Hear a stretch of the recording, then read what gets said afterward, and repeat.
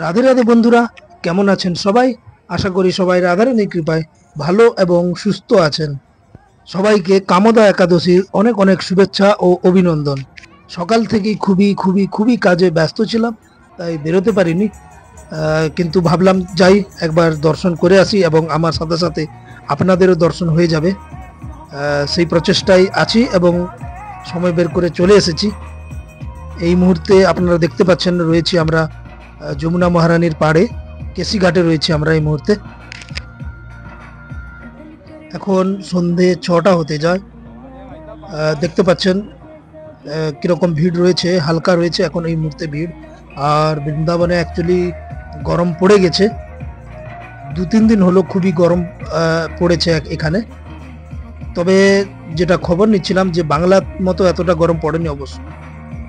পশ্চিমবঙ্গে, উড়িষ্যায় ওইদিকে অনেকটা বেশি গরম আছে এই মুহূর্তে।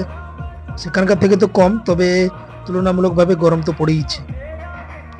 তো বন্ধুরা, আসুন আমরা শুরু করি যে আজকে যে কামদা একাদশী, সেই একাদশী ব্রত কথার মাহাত্ম্য শ্রবণ করি।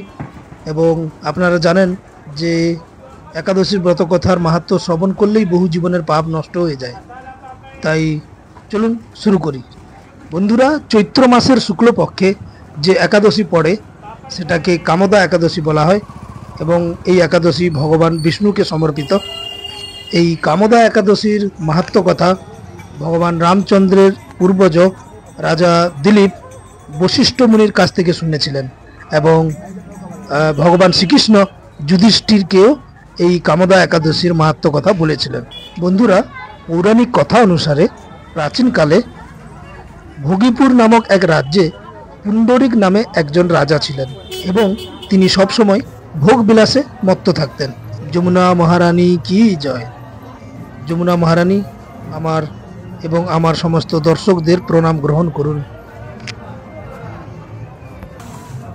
তো বন্ধুরা, যেটা বলছিলাম, পুণ্ডরিক নামে যে রাজা ছিলেন তিনি খুবই ভোগ বিলাসে মত্ত থাকতেন এবং উনারই রাজ্যে একজন স্বামী স্ত্রী থাকতো যার নাম ললিত এবং ললিতা। এরা দুজনেই একে অপরকে খুবই খুবই খুবই ভালোবাসতো, এমনকি একে অপরের বিরহ সহ্য করতে পারতো না এরা। ললিত রাজা পুণ্ডরিকের দরবারে সঙ্গীত পরিবেশন করতেন। একদিন ললিত রাজা পুণ্ডরিকের রাজসভায় সঙ্গীত পরিবেশন করছিলেন। এমন সময় উনার স্ত্রীর কথা খুব মনে পড়ে এবং স্ত্রীর বিরহে উনি সঙ্গীত ভুলে যান এবং এটা জানার পরে রাজা পুণ্ডরিক খুবই ক্রোধান্বিত হয়ে যান। রাজা এতটাই ক্রোধান্বিত হয়ে যান যে ললিতকে রাক্ষস হওয়ার অভিশাপ দিয়ে দেন। রাজার অভিশাপে ললিত বিশালকায় রাক্ষস হয়ে যায় এবং এটা জানার পরে ললিতা খুবই খুবই কষ্ট পান এবং কান্নায় ভেঙে পড়েন। তিনি তার স্বামীকে পুনরায় মানব রূপে পাওয়ার জন্য সবার কাছে উপায় জিজ্ঞাসা করতে থাকেন এবং মনের দুঃখে বনে বনে ভ্রমণ করতে থাকেন এবং ভ্রমণ করতে করতে একদিন বিন্ধ্যাচল পর্বতে ভৃঙ্গি ঋষির আশ্রমে পৌঁছান এবং ভৃঙ্গি ঋষিকে সমস্ত কথা খুলে বলেন। সমস্ত কিছু শোনার পর ভৃঙ্গি ঋষি ললিতাকে কামদা একাদশীর মাহাত্ম্য সম্পর্কে জানান এবং বলেন, হে পুত্রী, চৈত্র মাসের শুক্লপক্ষে এই যে কামদা একাদশী, এর ব্রত তুমি বিধিবৎ ভাবে যদি তুমি করো, ভগবান নারায়ণকে সমর্পিত করে, এবং এই ব্রত সফলভাবে করার পর যদি তুমি এটি তোমার স্বামীকে দান করে দাও, তবে সে আবার পুনরায় মানব যোনিতে ফিরে আসবে। ললিতাও ঋষির কথা অনুসারে সমস্ত বিধিবিধান অনুসারে ব্রত করে এবং তার স্বামীকে সেই ব্রতের দান করে, যার ফলে তার স্বামী রাক্ষস যোনি থেকে আবার মানব যোনিতে ফিরে আসে। বন্ধুরা, শুনলেন কামদা একাদশীর ব্রতের মাহাত্ম্য কথা। এই একাদশীর ব্রত কথা শ্রবণ মাত্রই বহু জীবনের পাপ নষ্ট হয়ে যায়। তাই ভক্তি ভরে একবার বলুন, কামদা একাদশী কি জয়, রাধা রানী কি জয়, বৃন্দাবন ধাম কি জয়, যমুনা মহারানী কি জয়। জয় জয় শ্রী রাধে শ্যাম, হরি বল। বন্ধুরা, দেখতে পাচ্ছেন পরিক্রমা মার্গে ভিড় রয়েছে এই মুহূর্তে, তবে এতটা নেই এই মুহূর্তে। ভিড় হবে, সকালে অনেকটা ভিড় হয়েছিল শুনেছিলাম, আর বাকি রাত্রে ভিড় হবে। দেখুন বন্ধুরা, বিদেশিরা কিভাবে ভক্তি ভরে পরিক্রমা দিচ্ছেন খালি পায়ে, দেখে মনটা জুড়ে গেল। আমরা ভারতীয়রা আমাদের নিজেদের সংস্কৃতি ভুলতে বসেছি, আর সেখানে বিদেশিরা আহ, আমাদের সংস্কৃতিকে আপন করে নিচ্ছে। এটা আমাদের দুর্ভাগ্য ছাড়া আর কি বলবো বলুন। বন্ধুরা, প্রত্যেক একাদশীতেই বৃন্দাবনে পরিক্রমা দেওয়ার একটা রীতি রয়েছে।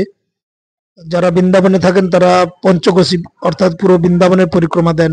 যারা রাধাকুণ্ডে গোবর্ধনে থাকেন গোবর্ধনজির পরিক্রমা দেন, রাধাকুণ্ড শ্যামকুণ্ড দেন। বারসানায় যারা থাকেন তারা বারসানা পরিক্রমা দেন। তো যে যেখানে থাকেন সেখানেই ওনারা ওনাদের মতো করে পরিক্রমা দেন, এবং এর একটা বিশেষ ফল রয়েছে। অ্যাকচুয়ালি এই যে বৃন্দাবনের পরিক্রমা দেওয়া হচ্ছে, এতে কিন্তু পুরো বৃন্দাবনের সমস্ত দেবী দেবতা, সমস্ত যত মন্দির রয়েছে সব কিছুরই পরিক্রমা হয়ে যায়। যার জন্য আহ, আশেপাশের গ্রাম থেকেও অনেক মানুষ ছুটে আসেন পরিক্রমা দেওয়ার জন্য। তাই প্রত্যেক একাদশীতে কম বেশি ভিড় লেগেই থাকে। তবে গরম পড়ে গেছে হালকা, তাই দিনের বেলায় এতটা ভিড় দেখতে পাচ্ছে না, তবে রাতের দিকে কিন্তু প্রচুর ভিড় হবে, এটা অনুমান করা যাচ্ছে। প্রতি বছর এরকম হয়, গরমের সময় সকালে আর রাত্রে, রাত্রে সারা রাত পরিক্রমা চলবে।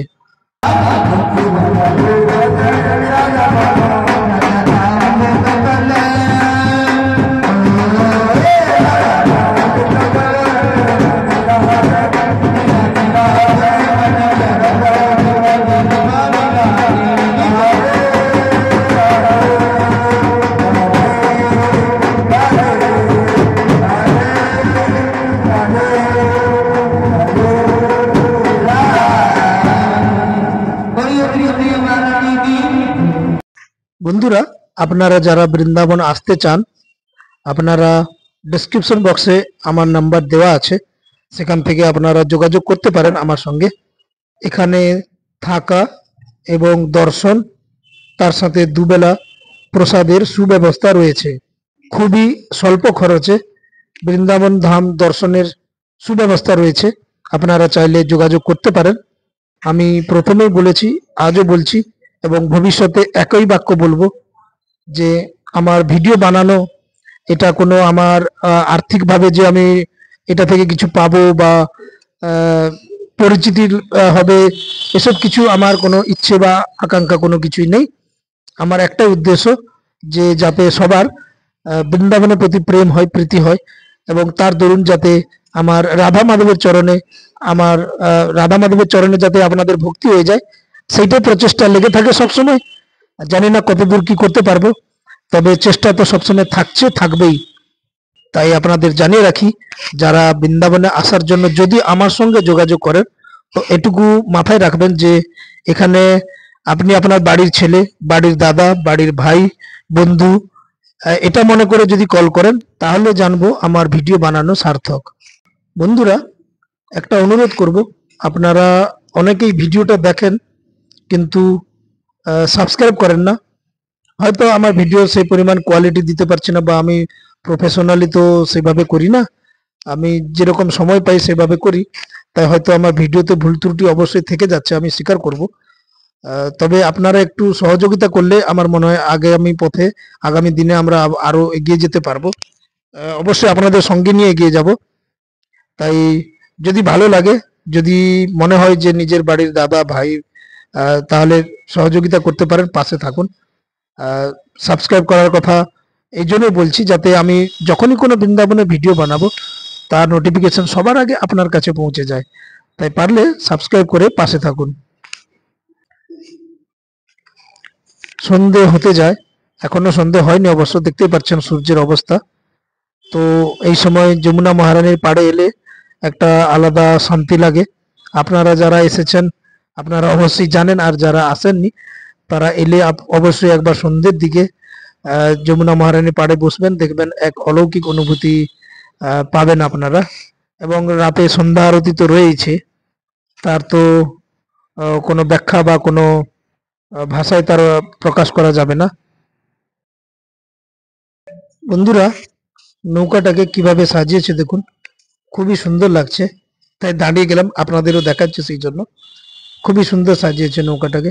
আসলে দর্শনার্থী যারা আসেন, ভক্তরা বোটিং করেন এখানে বসে, তার জন্য বোটিং এর চাহিদা বেশ রয়েছে এখানে, তাই ভালোভাবে সাজিয়েছে যাতে আকর্ষণীয় হয় এবং দর্শকদের পছন্দ হয়।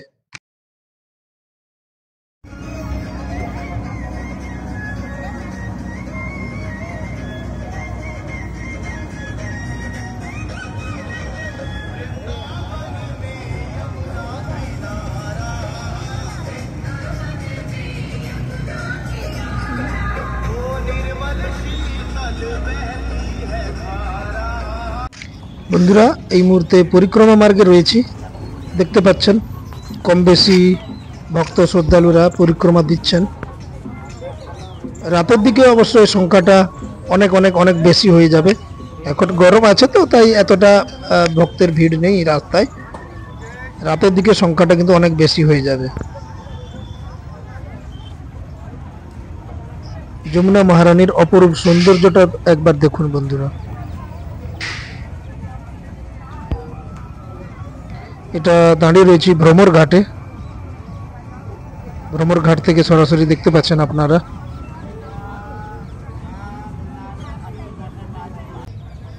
এই মুহূর্তে দাঁড়িয়ে রয়েছি চির ঘাটে। চিরঘাট অর্থাৎ এই ঘাটেই ভগবান শ্রীকৃষ্ণ রাধারানী সহ সমস্ত গোপীদের বস্ত্র চুরি করে নিয়েছিলেন, এবং এই যে কদম গাছটি দেখছেন, এই যে গাছটি, এই কদম গাছের উপরে কাপড়গুলি রেখে গাছের উপর বসেছিলেন। তখন যমুনাজি একদম গাছের গোড়া পর্যন্ত ছিল, এখন অবশ্য অনেকটা দূরে সরে গিয়েছেন। এই গাছটি সেই 5,500 বছর আগের গাছ, এখনও স্বমহিমায় বিরাজমান। তখন যমুনাজি একদম একদম গাছের গোড়া পর্যন্ত ছিলেন, এখন অনেকটা অবশ্য দূরে সরে গেছেন। দেখতে পাচ্ছেন বন্ধুরা, আপনারা যারা বৃন্দাবন আসবেন অবশ্যই দর্শন করবেন। একজন বন্ধু ভিডিও বানাচ্ছেন এখানে।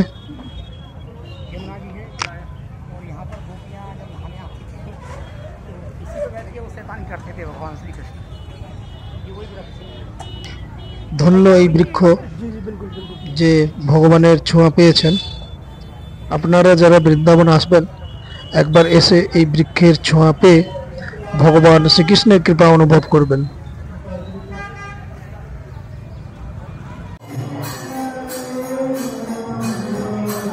বন্ধুরা, এই মুহূর্তে আমরা প্রবেশ করছি বৃন্দাবনের প্রাচীন এবং সপ্ত দেবালয়ের মধ্যে একটি শ্রী রাধা দামোদর লালজির মন্দিরে। একাদশীর দিন তো তাই প্রচুর পরিমাণ ভক্ত এখানে রয়েছে, এবং এই মন্দিরে একটা পরম্পরা রয়েছে। এখানে যে বিরাজমান গিরিরাজ শিলা রয়েছেন, তো এই গিরিরাজ শিলার 4 পরিক্রমা সম্পূর্ণ গিরিরাজ পরিক্রমার ফল প্রদান করে। তাই সকাল থেকেই হাজার হাজার ভক্ত এখানে পরিক্রমা দিয়ে আসছেন, এবং যত সন্ধ্যা বাড়বে ততই এখানে ভিড় টিকটিক করবে আরো। এখন সন্ধ্যা হয়ে এসেছে, চলুন আমরা রাধা দামোদর লালজু দর্শন করে আজকে একাদশীর বিশেষ কৃপা লাভ করব ওনার।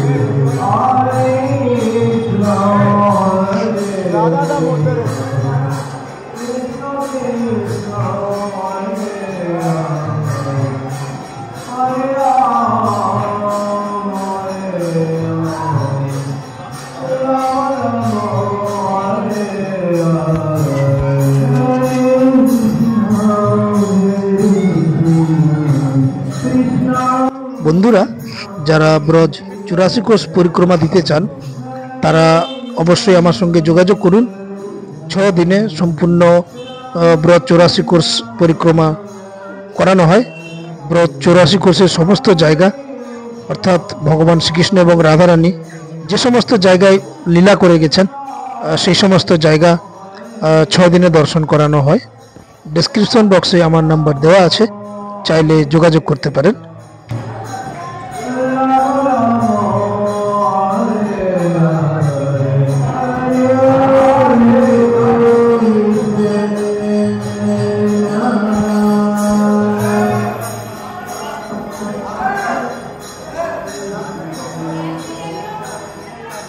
বন্ধুরা, আজ এ অবধি, দেখা হচ্ছে পরের কোনো ভিডিওতে।